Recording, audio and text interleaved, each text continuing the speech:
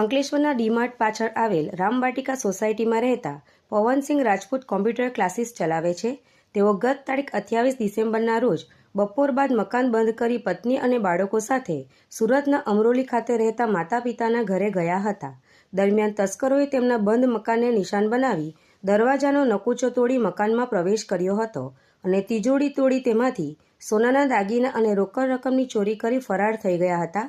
દરમિયાન દરરોજ દૂધ આપવા આવતા સુરેશભાઈએ દરવાજાનો નકુચો તૂટેલો અને દરવાજો ખુલ્લો જોતા તેમણે તાત્કાલિક પવનસિંહ રાજપૂતને ફોન કરી જાણ કરતા તેઓ પરિવાર સાથે તાત્કાલિક દોડી આવ્યા હતા અને ઘરમાં જોતા તિજોરી તૂટેલી હતી અને અંદરથી સોનાના દાગીના અને રોકડા રૂપિયા 75,000ની ચોરી થઈ હોવાનું માલુમ પડ્યું હતું અને તેઓ તે તાત્કાલિક બી ડિવિઝન પોલીસને જાણ કરતા પોલીસ કાફલો દોડી આવ્યો હતો અને તપાસ હાથ ધરી હતી. આ ચોરી અંગે પવનસિંહ રાજપૂતે બી ડિવિઝન પોલીસ મથકમાં ફરિયાદ નોંધાવતા પોલીસે રૂપિયા 2,41,000ના સોનાના દાગીના અને રોકડા રૂપિયા 75,000 મળી કુલ રૂપિયા 3,16,000ની ચોરીનો ગુનો નોંધી तस्करों पगेरू मेळववानी कवायत हाथ धरी।